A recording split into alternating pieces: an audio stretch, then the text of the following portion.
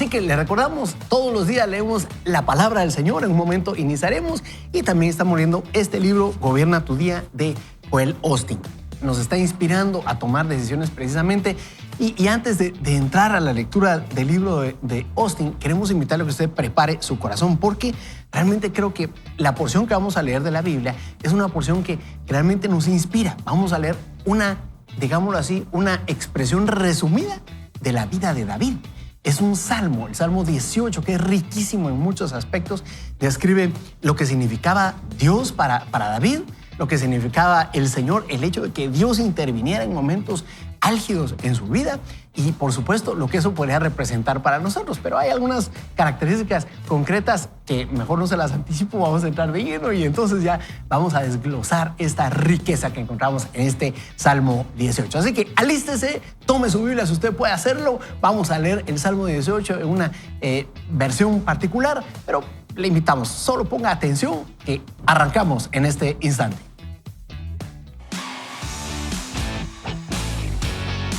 El crecimiento personal inicia con la lectura de la Biblia.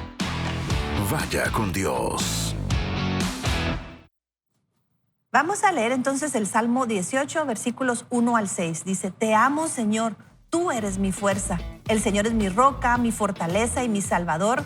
Mi Dios es mi roca, en quien encuentro protección. Él es mi escudo, el poder que me salva y mi lugar seguro. Clamé al Señor, quien es digno de alabanza, y me salvó de mis enemigos. Me enredaron las cuerdas de la muerte, me arrasó una inundación devastadora. La tumba me envolvió con sus cuerdas, la muerte me tendió una trampa en el camino. Pero en mi angustia clamé al Señor. Sí, oré a mi Dios para pedirle ayuda. Él me oyó desde su santuario, mi clamor llegó a sus oídos. Ahora le invitamos a que usted lea con nosotros el Salmo, siempre el Salmo 18, pero unos versículos adelante. El versículo 18 y 19. Me atacaron en un momento de angustia, pero el Señor me sostuvo, me condujo a un lugar seguro. Saltemos ahora del siempre Salmo 18, versículos del 21 al 29. Pues he permanecido en los caminos del Señor, no me he apartado de mi Dios, pero para seguir el mal. He seguido todas sus ordenanzas, nunca he abandonado sus decretos. Soy, dice el autor, intachable delante de Dios. Me he abstenido del pecado. El Señor me recompensó por hacer lo correcto. Él ha visto mi inocencia. Con los fieles te muestras fiel, a los íntegros les muestras integridad. Con los puros te muestras puro, pero te muestras astuto con los tramposos. Rescatas al humilde, pero humillas al orgulloso. Enciendes una lámpara para mí. El Señor, mi Dios, ilumina mi oscuridad. Con tu fuerza puedo aplastar a un ejército. Con mi Dios puedo escalar cualquier muro. Ahí cierra la cita. Y créanme, hemos procurado tener mucho cuidado en no irrespetar la palabra con lo que acabamos de hacer, ¿verdad? Tomamos algunos versículos solamente para lanzar una traza de lo que tiene el corazón de David y creo yo de alguna manera, aunque a ver si no le estoy quitando las palabras de la boca a Gonzalo, porque él fue el que me lo dijo fuera de micrófono, realmente refleja la vida del ser humano, ¿verdad? Eso tal vez una de las riquezas más grandes del Salmo 18, por un lado histórico, ¿verdad? Porque vemos a un David aquí, impresionante, o sea, David está haciendo un resumen, se cree que este salmo fue escrito, esto lo sabe mejor o me va a corregir la plena Gonzalo en un momento, pero se cree que el Salmo tal vez lo escribió siendo joven, pero lo vuelve a repetir en varias ocasiones en su vida, en particular cuando está terminando su vida. Entonces, como que de repente mira para atrás y logra entender que Dios ha estado ahí. Entonces, cobra más vigencia todavía esa descripción preciosa al principio del Salmo. De hecho, el Salmo casi está repetido palabra por palabra del libro de 2 de Samuel, capítulo 22. Entonces, definitivamente es algo que estaba en la vida de David. Y este salmo es uno de los salmos más largos de la Biblia, del libro de los salmos. Es creo que el tercero o cuarto más largo, tiene 50 versículos. Y es muy bonito porque comienza con una doxología, o sea, alabando al Señor, termina alabándolo y en medio está su vida. Y eso me pareció muy, muy, muy lindo. Y la forma en la cual David comienza es interesante, ¿verdad? Dice, te amo, Señor. Yo creo que eso, reflexionando, digo, ¿cuántas veces yo le digo te amo? Le puedo decir muchas cosas, pero directamente amanecer y decirle, Señor, yo te amo a ti. A veces no le decimos te amo a nadie. no lo sabemos decir. Yo no sé, tal vez usted que nos está escuchando, nos está viendo, ¿cuándo le dijo te amo al Señor por última vez? Y si no, qué bonito comenzar así nuestro día, ¿verdad? Decirle te amo. Y es algo interesante y con eso entrego la palabra. El salmista, es que me pareció tan lindo, este es el único lugar donde se registra que un ser humano le dijera te amo a Dios. Siempre en el Antiguo Testamento era Dios diciéndonos a los humanos te amo. O sea, David tenía algo, una relación especial con el Señor. Creo que el Salmo no lo presenta. Efectivamente, pasé 5 años estudiando este salmo y Asdrúbal dijo todo lo que yo me había estudiado. No, la verdad es que el salmo es riquísimo y hay que recordar que los 5 grandes libros de la división de los salmos o de los Tehilim, que han sido escritos por 2 perspectivas fundamentales, la alabanza y el clamor. Y el clamor muestra el corazón del salmista, el corazón de David. Y muy bien ustedes apuntaron de que se encontraba probablemente en una etapa muy joven, porque en este caso el salmo es producto de la persecución de los enemigos a David, incluyendo al rey Saúl. Entonces Saúl estaba vivo, Saúl estaba todavía en el reinado en medio de la persecución, y algo que a mí siempre me ha llamado la atención de este salmo es cómo inicia, y usted, Evelyn, lo apuntaló. Inicia por una profunda comprensión de quién es el Señor, y de hecho destaca 7 fortalezas o 7 características indispensables. Él es roca, fortaleza, escudo, liberador, torre, refugio, salvación y protector. Entonces, esas características que están solo en el versículo 2, a mí me llaman mucho la atención, porque en medio de la persecución, en medio de la prueba, en medio del dolor, el salmista lo primero que hace es no exponer su dolor, sino a hacer un cántico de alabanza poética y de adoración, Ricky, a la hora de rescatar precisamente quién es su Dios. ¿Para qué? Para que posteriormente el clamor pueda ser expresado, viene la liberación de parte del Señor y finalmente termina con un cántico de doxología o adoración. Wow. Acabo de aprender algo. Gracias, Gonzalo, de verdad. No, me disfruto escucharte, Gonzalo. Ahorita que mencionaste las características, yo cuando me acerco a los salmos, cuando leo los salmos, mi rutina de lectura bíblica, ¿verdad? Diariamente es leer. Yo siempre me enfoco bastante en el Nuevo Testamento porque me encanta lo práctico que es, y leo un salmo y un proverbio por lo menos, ¿verdad? Entonces, pero cuando yo me acerco a los salmos, siempre mi formato o mi estructura para verlos es ¿qué puedo sacar yo para mi vida diaria? Porque creo que es la experiencia de vida de David la que él plasmó aquí, y es la experiencia de vida de casi todos nosotros, sobre todo que vivimos pasando problemas, ¿verdad? Ahorita que mencionaste las 7 características que menciona al inicio, yo ahorita que estábamos leyendo subrayé cuántas veces David pone mi fuerza, mi roca, mi fortaleza, mi salvador, mi roca, mi escudo, mi lugar seguro. ¿Por qué? Porque esto tiene un valor bien grande, ¿sabe? Nosotros podemos creer en un Dios que tiene esas características, podemos creer en un Dios que es mi Dios, ¿verdad? Y que esas características las aplica a mi vida, porque yo he vivido esas características en mi vida, ¿verdad?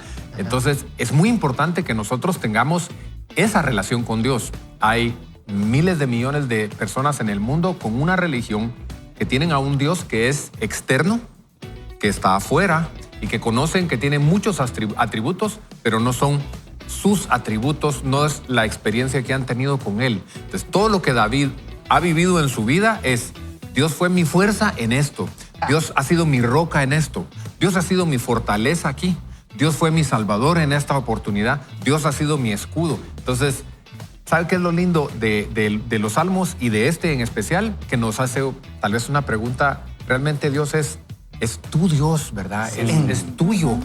¿O es solo el que oís los domingos, vas los domingos a oír de él, de un Dios que por ahí está? Y a mí me llama mucho la atención porque este cántico de adoración y de exaltación, que al final del día es una comprensión poética muy profunda de las características y cualidades de Dios, también nos deja una enseñanza práctica a nosotros. Porque si algo se resalta también en el texto bíblico, no solo son las cualidades del Creador, no solo son las cualidades de Dios, sino también son las cualidades del adorador.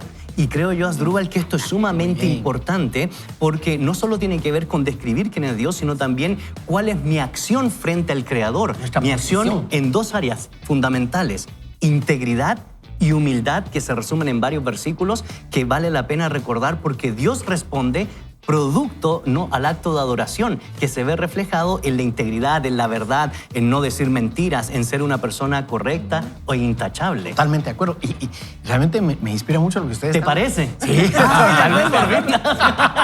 totalmente de acuerdo, porque creo que nos hace vernos en la posición correcta. O sea, lo que ustedes están expresando, amigos, nos ayuda a entender que David se miraba en la posición correcta y miraba a Dios en la posición en la que debe estar. Y eso hoy, yo no sé cuál sea su situación, me gustaban mucho las preguntas que lanzaba Ricky, pero realmente creo que es para meditar. ¿Es Dios nuestra roca firme? ¿O es nuestro trabajo? ¿O es nuestra familia? ¿O es, no sé, un puesto, un llamado ministerial? ¿Qué es su roca? ¿Cuál es su roca firme? Pero ¿sabe una cosa? Toda esta introducción que hace aquí, David realmente nos plantea la posibilidad de entender, y bien lo destacaba Gonzalo, que realmente hay una necesidad que viene detrás, ¿verdad? Esta es realmente la introducción a algo más profundo que solamente venir, orar, pedir e irnos de frente al Señor, ¿verdad? Que podría ser a veces nuestra oración resumida a diario. Y es ahí donde yo destaco que el verso 4 y 5 empieza ahí a abrir su corazón. Ahora, este salmo fue escrito después de la victoria, ¿verdad? O sea, lo que está haciendo aquí David es resumir cosas que él vivió a lo largo y ancho de toda su vida.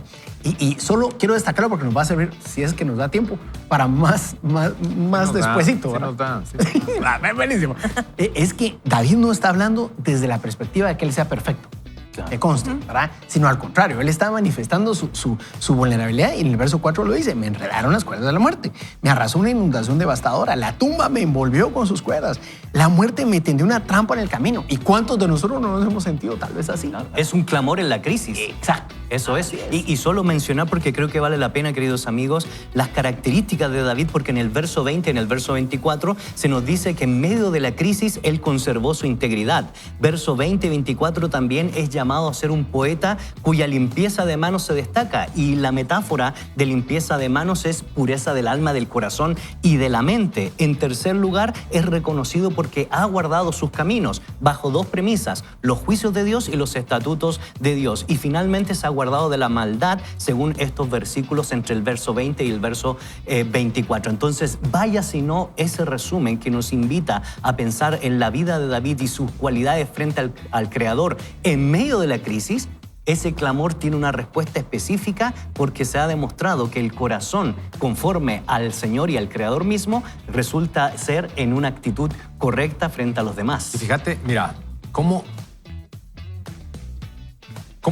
era que David podía hacer de esa manera propio a Dios para él, después de lo que había hecho? Porque recordémonos de lo que sucedió en su vida, recordémonos de lo que hizo, ¿verdad? Recordémonos de todo lo que pasó cuando él le falló a Dios, ¿verdad? Y fue grande lo que hizo.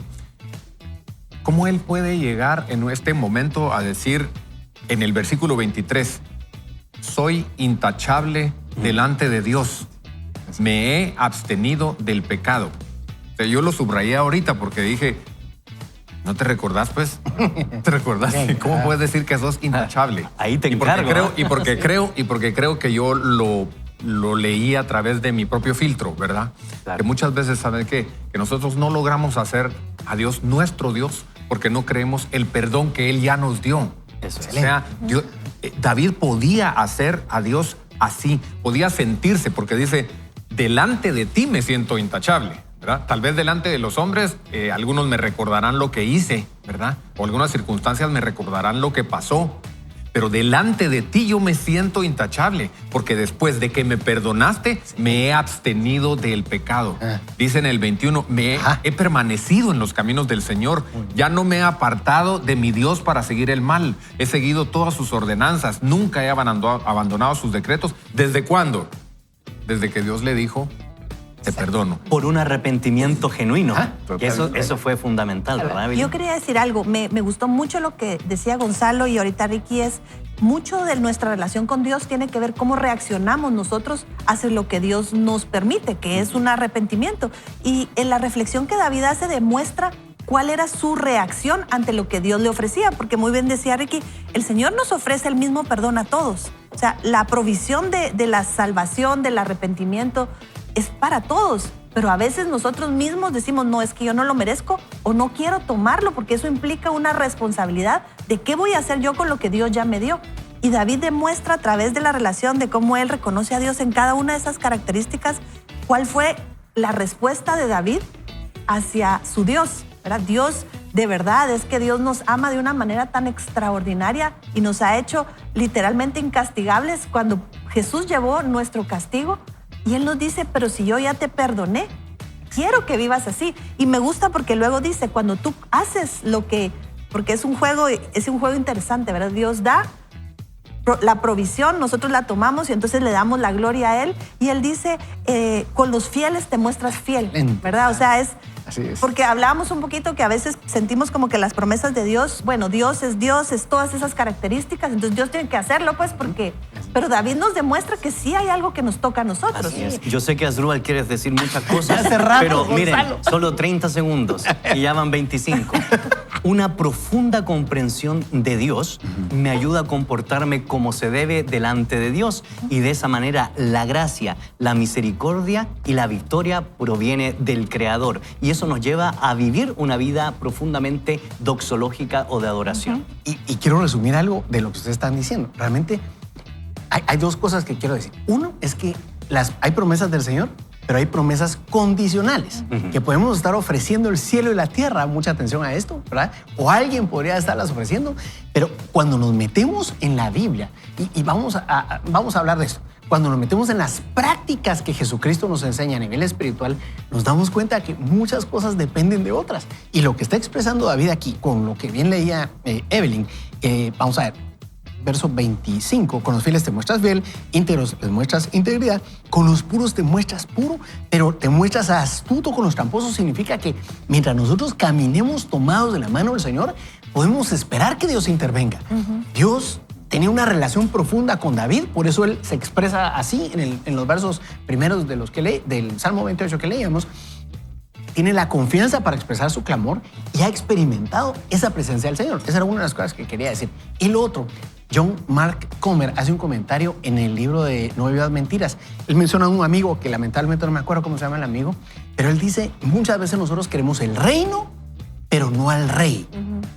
Mucha atención a esto, porque creo que ahí es donde nos podemos perder dentro del el cristianismo, dentro de una relación profunda con Dios. Anhelamos lo que el reino significa, pero al rey lo dejamos por un lado. Y esto tiene que ver con lo que nosotros entendemos, con lo que nosotros vivimos, pero también con lo que creemos. Muchas veces nos creemos la mentira, me voy a atrever a decir, que Dios es el responsable de que todo camine bien en nuestras vidas y no va a haber ningún problema. Pero eso no enseña la Biblia.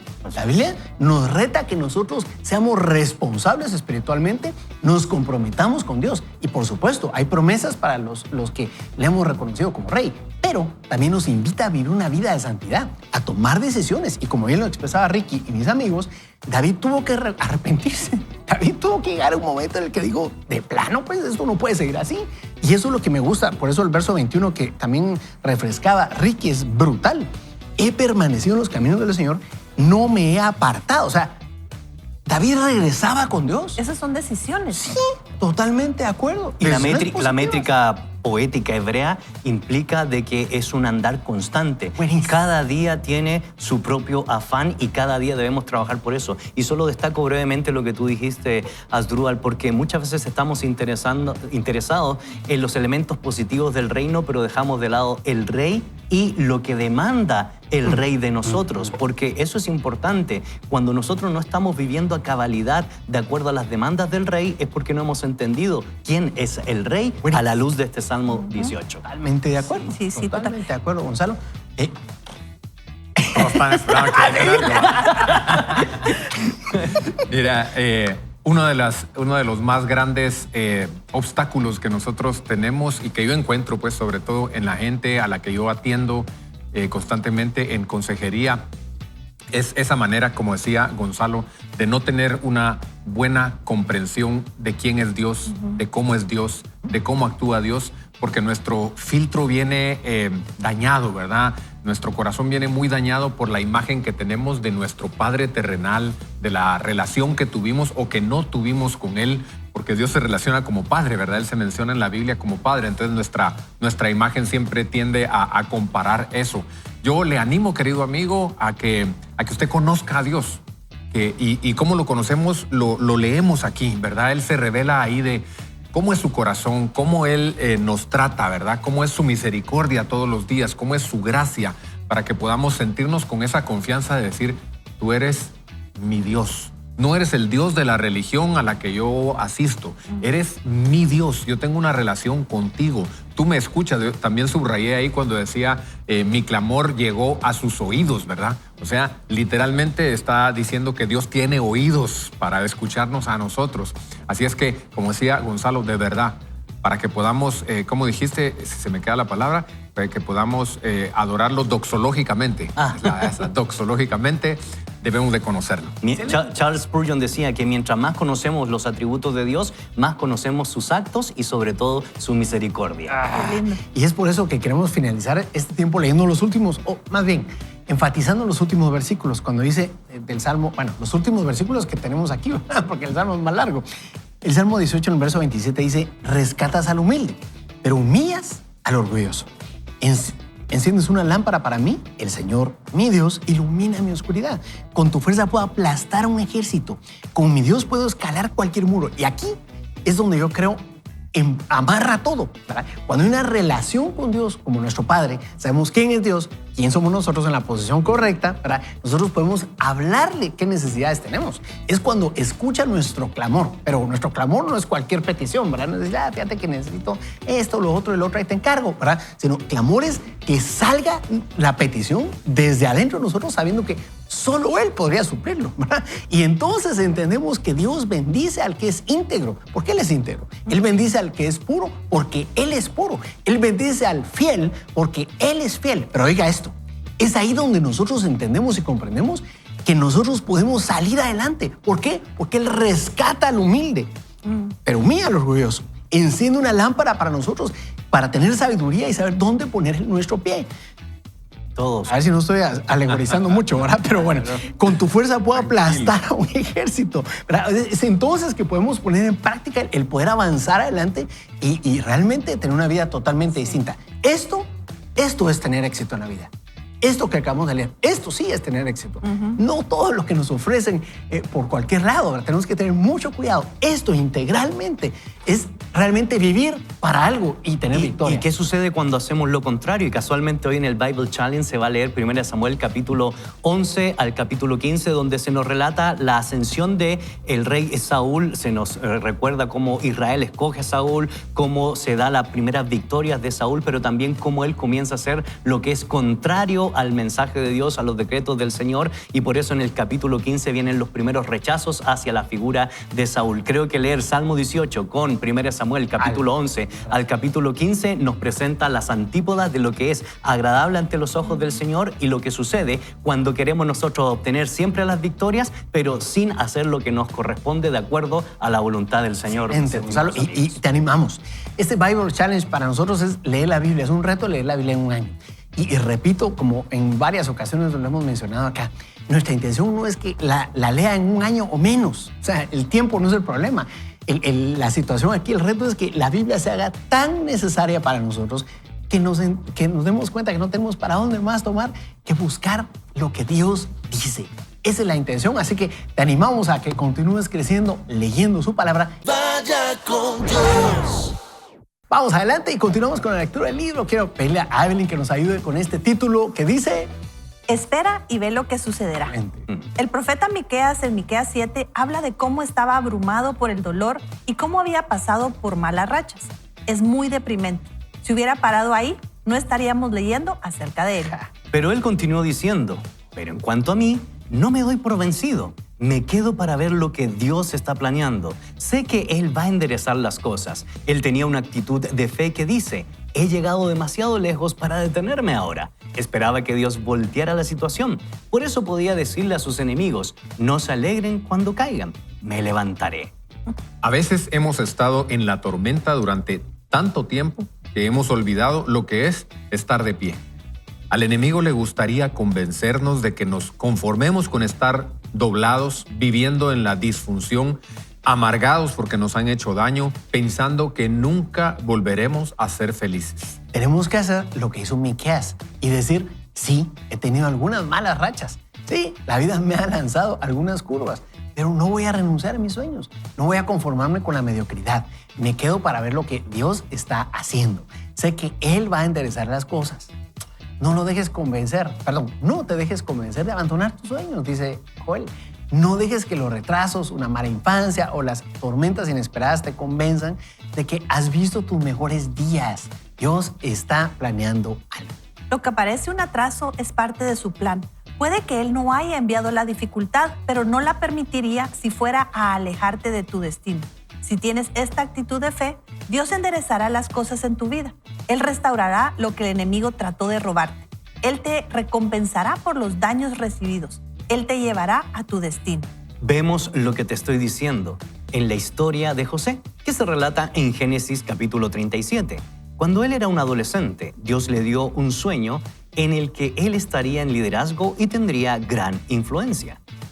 Él tenía 10 hermanos mayores, pero él era el hijo favorito de su padre Jacob, quien le mandó a hacer una túnica especial de muchos colores. Pero sus hermanos estaban celosos de él, al punto de querer matarlo. Al final terminaron vendiéndolo como esclavo a una caravana de ismaelitas que pasaba por allí. Dios tiene todo planeado, dice el autor. Él sabe lo que vas a necesitar, cuándo lo vas a necesitar y a quién vas a necesitar que esté allí. No tienes que preocuparte. Dios lo tiene todo preparado. Él va a llevarte a tu destino. La gente no puede detenerte y tampoco pueden las malas rachas o la injusticia. Dios está ordenando tus pasos. Dios no solo está en control de tu vida, sino que también está en control de las circunstancias que te rodean. José pasó de ser el hijo favorito, llevando la túnica de colores, a ser un esclavo en un país extranjero, a ser prisionero injustamente. 13 años después de que José fuese arrojado en el pozo y vendido como esclavo, fue llamado a la presencia de Faraón para interpretar un sueño inquietante que había tenido que ninguno de sus magos y sabios pudo interpretar. El faraón quedó muy impresionado con la interpretación de José y lo puso a cargo de toda la nación diciendo: nadie moverá una mano o un pie en todo Egipto sin tu aprobación.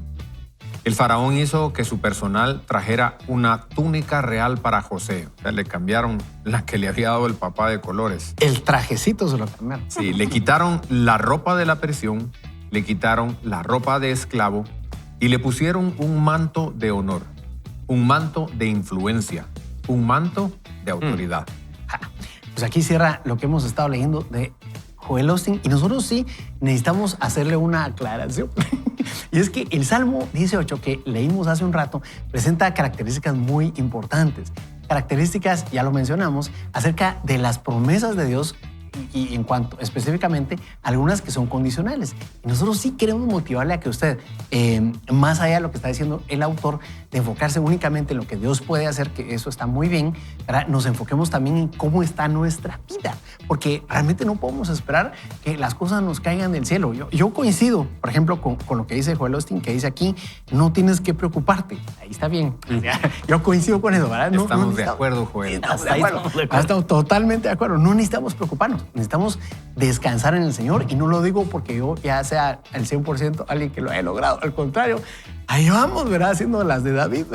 Seguimos avanzando. Dios lo tiene todo preparado. Estoy de acuerdo, ¿verdad? Estoy de acuerdo. Y creo que también es importante entender que sí, Dios quiere que lleguemos a nuestro destino. Pero si nosotros no nos dejamos conducir, si nosotros optamos por hacer nuestra voluntad, es probable que nosotros querramos inconsciente o conscientemente desbaratar los planes de Dios. Y entonces sí podríamos alejarnos e ir a parar a otro lugar donde no es el destino que Él tenía para nosotros. Te aseguro que un Gedeón, por ejemplo, Dios tenía un destino para él. Y aunque ayudó al pueblo de Israel y lo conocemos por eso, al final se desvió y desvió a todo el pueblo de Israel, imagínense. O sea, no era su destino, pero paró por otro lado. Y así vemos varios casos en el Antiguo y Nuevo Testamento. Por eso queremos animarle a que sí, creamos, lo dije el jueves pasado y creo que esa es una de las grandes fortalezas de Joel Osteen, es que realmente él lo anima a uno a creer que hay más, que lo que uno está viviendo. Eso me parece brutal. A mí me abrió los ojos en el sentido de decir, Dios tiene cosas mucho más grandes que lo que yo estoy viviendo, una realidad crítica, a veces amarga, triste y ahí pues con sentimientos encontrados. Pero el poder levantar la cabeza y ver que Dios tiene cosas distintas es inspirador y nos tiene que llenar de esperanza.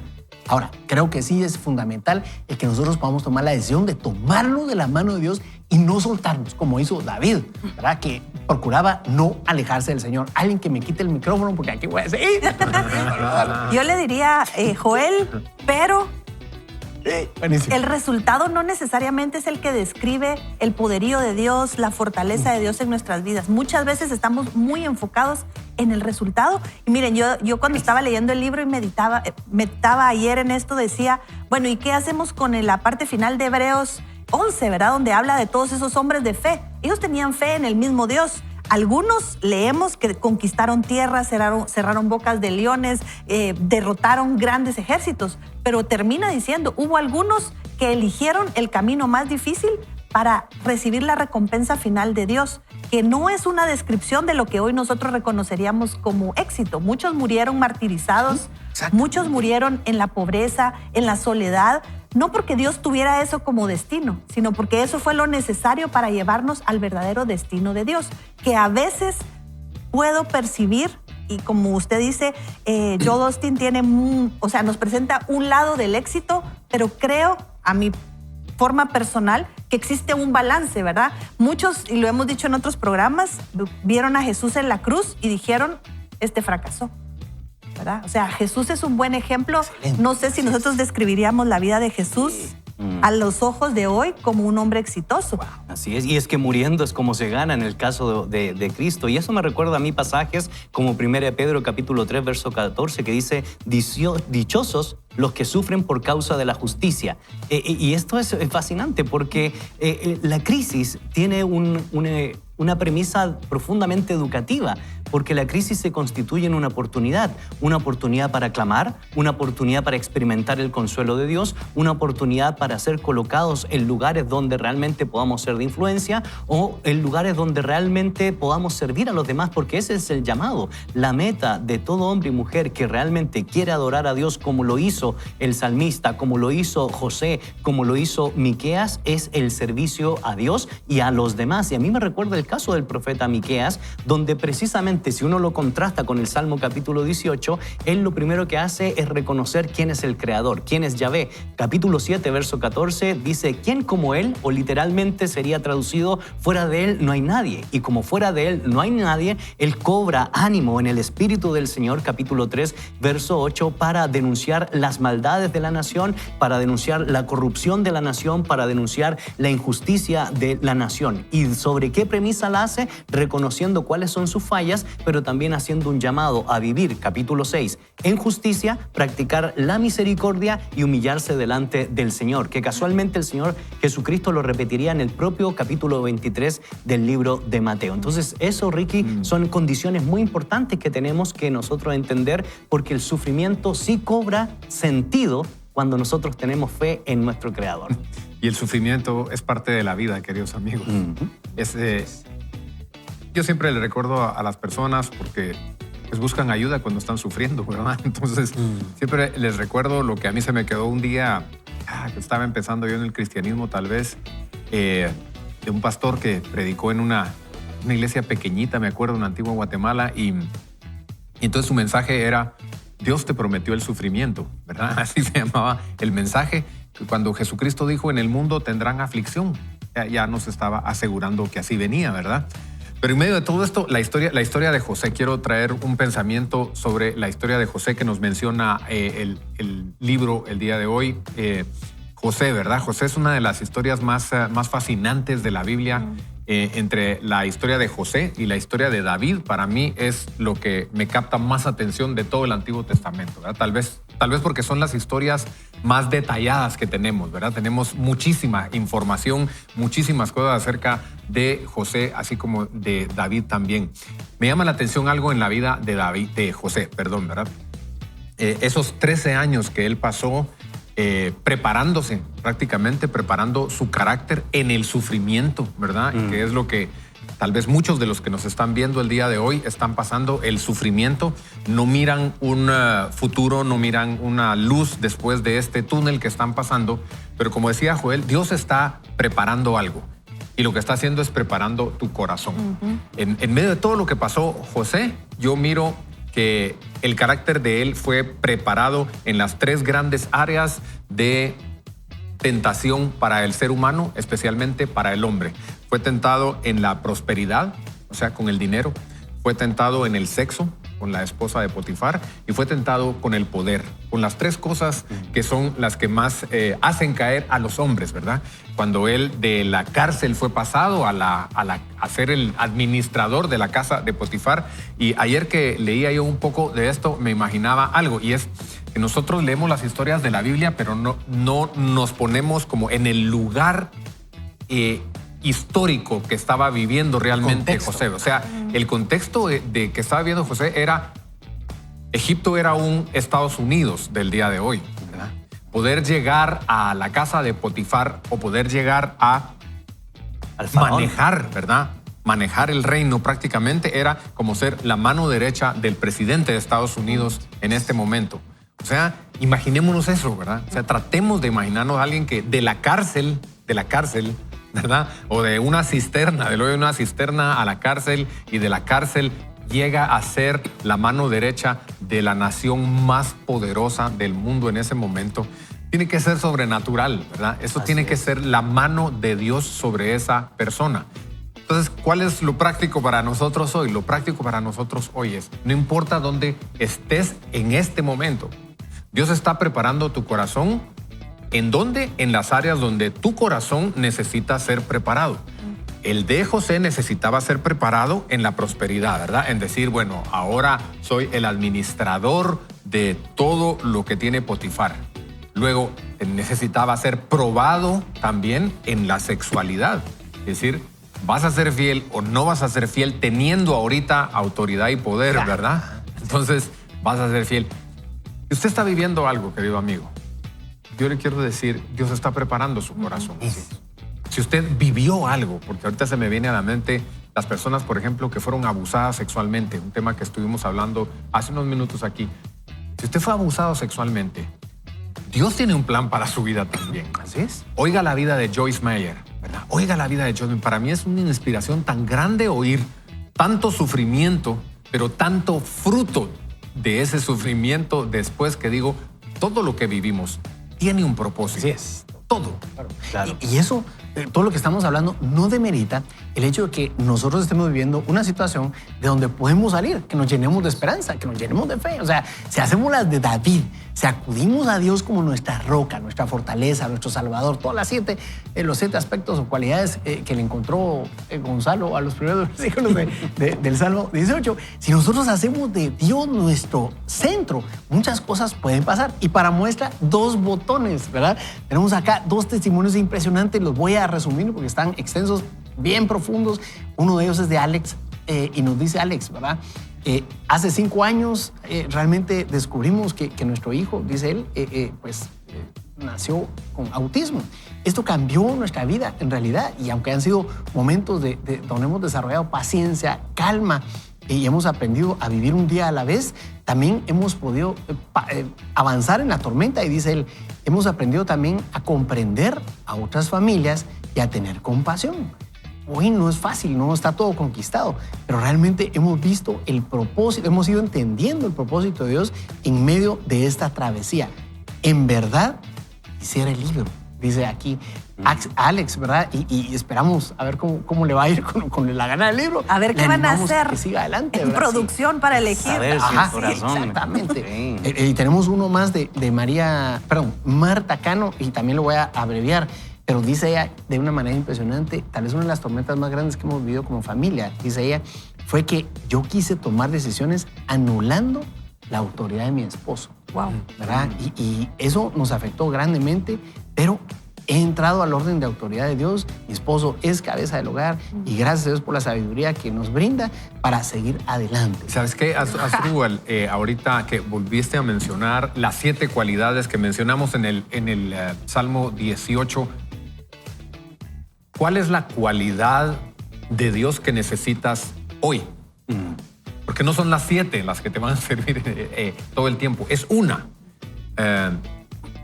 Hablábamos con Adrúbal antes del programa de una querida hermana que falleció el día de ayer y tal vez esa familia hoy necesita la cualidad Dios es mi consuelo, ¿verdad? Dios es mi consolador.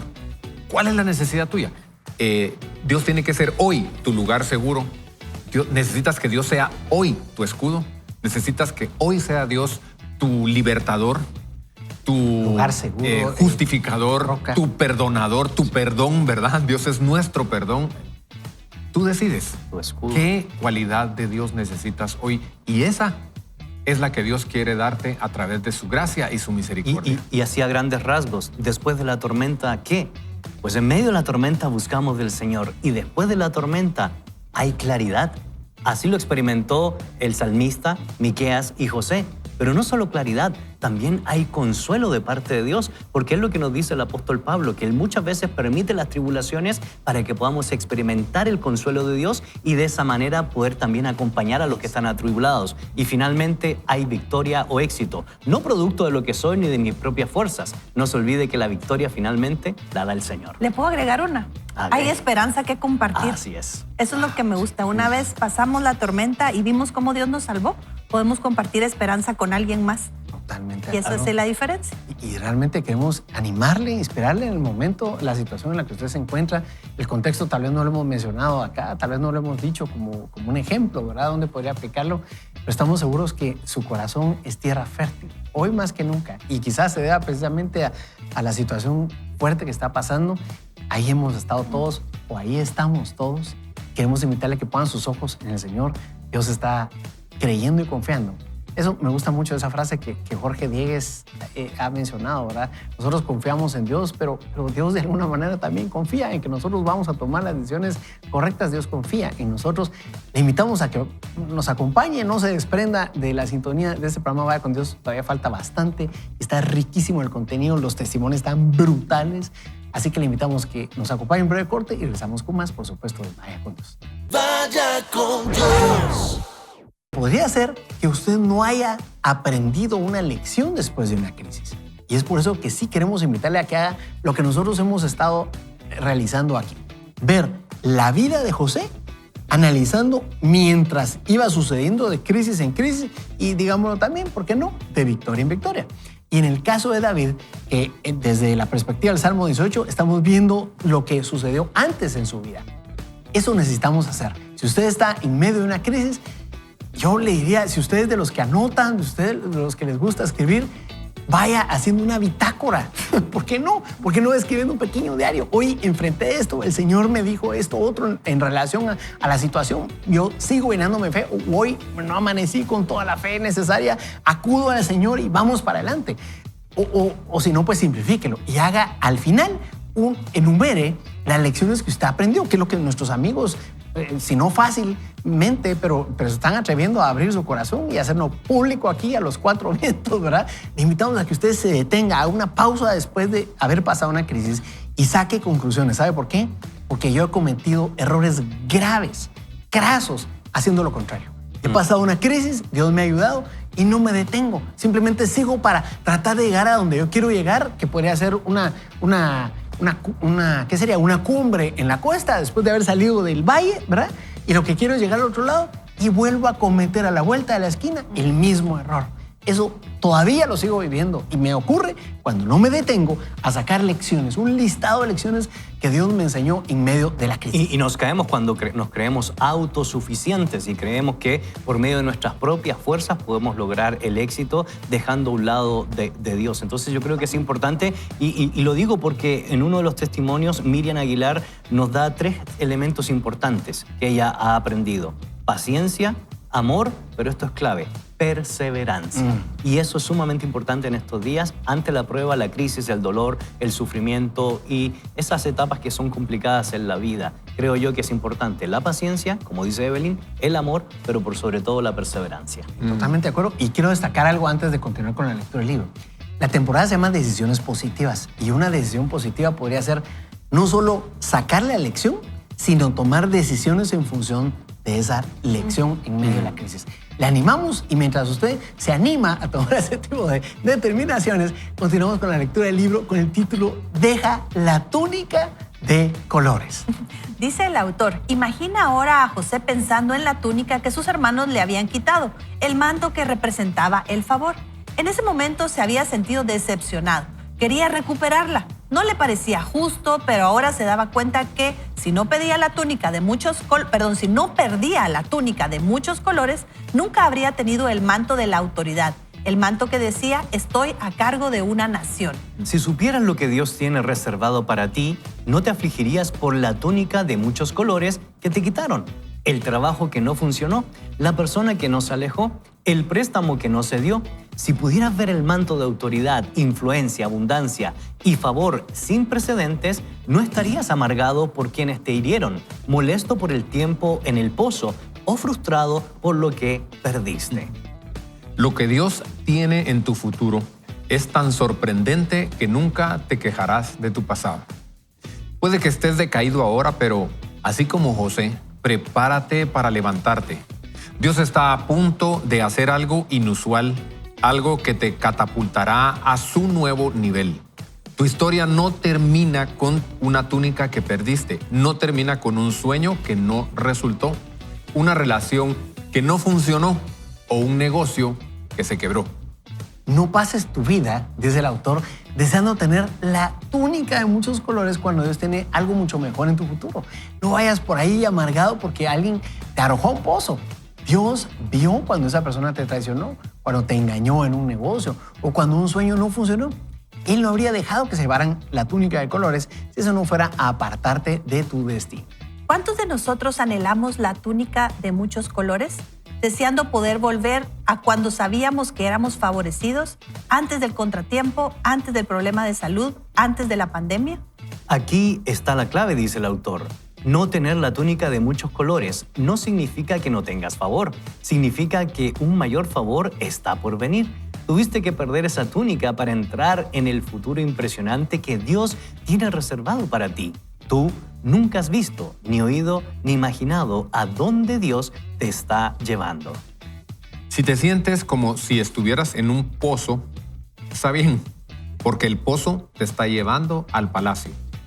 Si tuviste un contratiempo, está bien, porque te está preparando para un mayor honor, una mayor influencia, una mayor autoridad. No te sientas amargado deseando la túnica de muchos colores. Prepárate para las grandes cosas que Dios está a punto de hacer. José estaba a cargo del suministro de alimentos. Un día los hermanos de José, los mismos que lo arrojaron al pozo, viajaron al palacio buscando comprar comida. José salió, no lo reconocieron. La última vez que habían visto a José estaba en el pozo, derrotado, sin futuro. Pero Dios tiene la última palabra. Mucha atención, Dios tiene la última palabra. Lo conocieron en el pozo, pero ahora José era tan exitoso, tenía tanta influencia y prestigio que no lo reconocieron. Esa es la manera en la que Dios vindica. Cuando te levantas serás tan bendecido, tan favorecido, que tus amigos no te reconocerán. 13 años antes José estaba abajo y sus hermanos arriba. Ahora José estaba arriba y sus hermanos estaban abajo. Cuando dejas que Dios pelee tus batallas, habrá un día, como en el caso de José, en el que las cosas cambiarán en sentido opuesto. Tú estarás arriba y los que trataron de detenerte estarán abajo. Dios sabe cómo enderezar las cosas. Puede que estés en un momento difícil, pero resiste y mira lo que Dios está haciendo. Sigue creyendo, sigue orando y sigue soñando. Tu tiempo está llegando. El pozo es temporal. La depresión, la enfermedad o la carencia no es la forma en que termina tu historia. Dios está trabajando entre bastidores. Estás más cerca de lo que crees. Sucederá antes de lo que crees. Dios está a punto de sorprenderte. Impresionante lo que dice aquí el autor, y yo puedo destacar algunas perlas que creo son fundamentales. Uno es que no debemos pensar, creo yo, es mi interpretación, pero de lo que está escribiendo Joel aquí, creo que no debemos quedarnos suspirando por el pasado. ¿verdad? De alguna manera, creo que eso lo ejemplifica muy bien José, ¿verdad? Aparentemente, no sé, no lo dice de otra manera, no describe sus sentimientos, esa porción de Génesis, como sí lo hace David en el Salmo 18, pero aparentemente, pues, no dejó que eso le impidiera más adelante seguir. Claro, en el momento él se debe haber sentido muy mal en ese pozo, orando de sus hermanos, su familia misma lo traicionó. Sin embargo, creo que esa es una de las perlas. Y la otra que yo sí creo es bien importante destacar de lo que menciona aquí Joel Osteen es la importancia de creer que realmente las cosas pueden cambiar adelante. O sea, definitivamente eso es fundamental. Sí y solo sí estamos tomados de la mano. Ay, ya me atoré, dijo él. Pero ni tampoco malinterpretar que la meta es el palacio y la posición, sino más bien entender, no se olvide que el que quiere ser grande en el reino de los cielos, dice Mateo, debe ser servidor de los demás, sino más bien el lugar donde Dios nos coloca es el mejor lugar para poder servirle a Él, para poder servir a los demás. Y eso es la medida de nuestro liderazgo, eso es la medida que nos hace ser hombres y mujeres de bien, cuando Dios nos coloca en el lugar correspondiente donde precisamente desarrollamos nuestros dones y talentos. Totalmente de acuerdo. Y mira, además de no malinterpretar, yo ahorita que leímos pensé en algo que tal vez no les va a gustar a muchos, ¿verdad? Pero también saber por qué estoy en el pozo, ¿verdad? Buenísimo. Claro. Y por qué me quitaron la túnica también, ¿verdad? Porque se dan dos casos diferentes y está el caso de José en el que a él le hicieron todo esto, ¿verdad? Le hicieron todas estas injusticias. Él está viviendo una injusticia por algo que le hicieron a él, pero se da el caso en el que nosotros estamos en un pozo porque nosotros nos metimos en el pozo, ¿verdad? Así es. Se da el caso en el que no tenemos la túnica porque nosotros nos la quitamos y la tiramos, la túnica. Es decir, porque nuestras decisiones nos han llevado a vivir una situación adversa, ¿verdad? Entonces, las salidas son diferentes. El resultado siempre puede ser el mismo, porque es el mismo Dios, ¿verdad? Pero las salidas, por ejemplo, yo apunté aquí en mis notas, si yo estoy en el pozo porque me metieron ahí, lo que tengo que hacer es ser perseverante, como decíamos, y confiar en el Señor, que Dios va a hacer lo que tiene que hacer y esperar, Dios va a dar la salida. Si nosotros nos metimos en el pozo, si nosotros tiramos la túnica, entonces la salida es, me estoy arrepintiendo, estoy pidiendo perdón, estoy haciendo restitución de todo lo que yo hice, de todo el daño que hice. Ese es el camino para salir de ese pozo y para poder llegar entonces de nuevo al palacio y llegar a donde está el rey, ¿verdad? Porque la oportunidad de Dios es la misma para todos. Si yo te estoy probando, aquí estoy yo. Si tú te metiste en la prueba, aquí estoy yo. Pero las salidas son diferentes, querido. Correcto. Entonces, identifiquemos qué estamos viviendo y por qué lo estamos viviendo, ¿verdad? Así es. Sí. Yo quisiera agregar qué actitud estamos teniendo, porque cuando uno lee esto aquí, uno diría, ay, es que ahorita me están lastimando, pero cuando yo esté arriba van a ver. Ajá.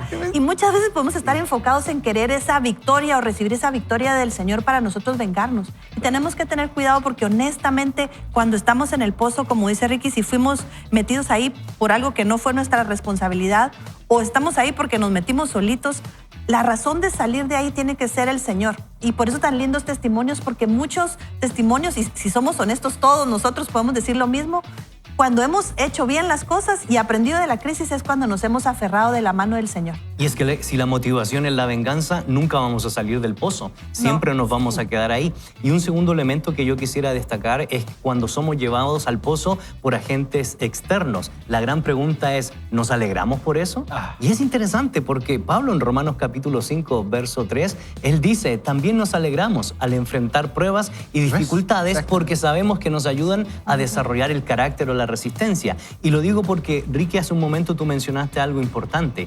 ¿Cómo nosotros preventivamente nos preparamos para enfrentar estas realidades que estamos enfrentando el día de hoy? Si nosotros sabemos quién es nuestro Dios, roca, escudo, fortaleza, salvación, protección, etcétera, etcétera, entonces cuando seamos empujados al pozo, sabremos con alegría cómo sobrellevar la prueba, la tribulación y experimentaremos por antonomasia ¿Qué palabra? ¿Ya te gusta? Por excelencia el consuelo divino, la gracia de Dios y la victoria que proviene de Él. Y es importante lo que mis amigos están diciendo porque realmente todo construye la realidad de que sin Dios no podemos avanzar en la vida. Sin Dios estamos perdidos. Literalmente no tenemos fuerza, no podríamos ni siquiera respirar. Y yo destaco el verso 27 del Salmo 18 una vez más. Decía David, rescatas al humilde, pero humillas al orgulloso. Claro. Tiene mucho que ver con lo que mis amigos decían. Yo no sé, ¿verdad? Pero me da la impresión que quizás José tuvo un quebrantamiento ahí en el pozo y pudo haber salido distinto que como entró. Y no ha entrado con soberbia. Y yo quería exponer también una tercera categoría cuando nosotros tomamos la decisión de ir al pozo. ¿Sabes por qué? Porque el texto bíblico dice lo siguiente en Filipenses capítulo 1, verso 29. Porque a ustedes se le ha concedido no solo creer en Cristo, sino también sufrir por Él. Entonces, ¿qué pasa cuando nosotros estamos dispuestos a pagar un precio alto por un bien mayor para que el mensaje de Jesús llegue a lugares donde son complicados, donde hay fundamentalismos, donde hay realidades sociales que están rompiendo con la dignidad del ser humano? Entonces, están estas tres categorías, creo yo, que son fundamentales. Cuando somos enviados al pozo por gente malvada, cuando llegamos al pozo por nuestras malas acciones y decisiones, pero cuando estamos dispuestos a ir al pozo para poder entregar el mensaje de esperanza a aquellos que no tienen esperanza. Entonces, vale la pena también mencionar esa cualidad, esa realidad.